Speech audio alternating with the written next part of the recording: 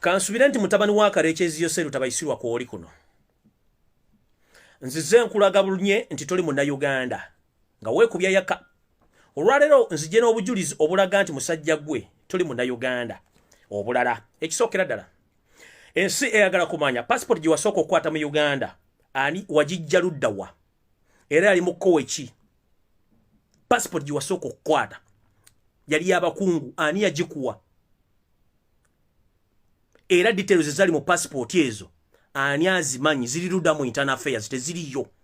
One, njala public emanye nti Yose Lutabayisirwa ogendo tabale eggwanga lya Uganda otandika oddiyeekera yali atambulira ku diplomatic passport etali muwadde details ezimwogerako.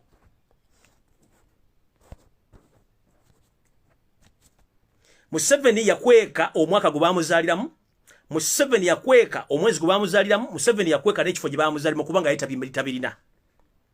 Era ebintu bino no forgery eyakolebwa ng'akolebwa mu government y'Obote yakolebwa nga abasajja abali mu government abalooza nti bayamba munna Uganda kuba bali bayamba musajja muki mugwira. Twagala kumanya Yose Lutabayisirwa mutabani wa Karekezi passport gye wakozesa nga oli mu yeekera ani yagikolera era wagijja kuba teyali mu details zikulaga.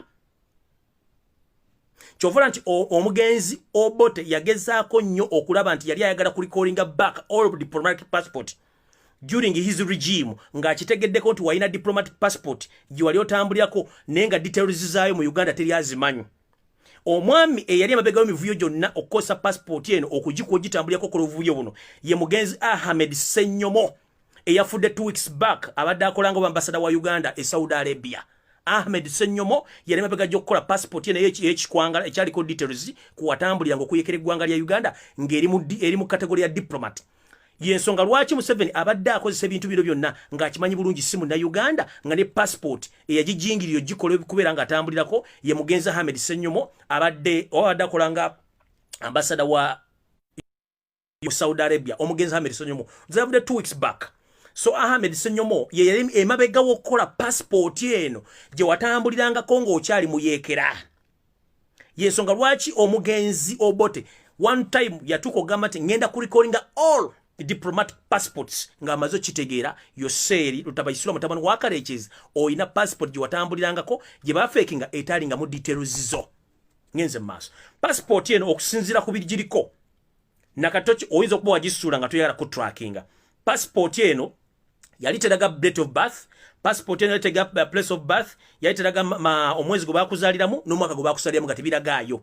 Wagitambulirako ebbanga eryawera mpaka lwatuuka okubanga oyagala okubeera mu system ya Uganda. Lino jjo lyabalamu njagala muzzeeyo ekifaananyi emabega. Yose Lutabayisirwa bwe yategera nti bagenda teeka system y'Abannayuganda mu byapa ekubwe nti buli mubabi ng'alina ekimwogerako kye tuyita national identity card.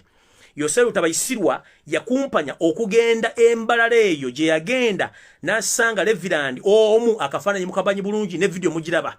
Reverend oyo naye n'akola amatanka nenge empale za mukama we Museveni ne batandika okufojalinga emyaka gya Yose Lutabayisirwa okufojalinga date kubanga bali bagitugera mu process ey'okukola national identification card. Kyovula Museveni yatandikira okukolera birthday n'okuba nti bagamba nti yazalibwa mwaka we guti nenga the truth is mu byogerayo byonna ng'akyali mu yeekera mu Uganda tebyalimu temwali mu details za President Museveni zaate zimanyiddwa.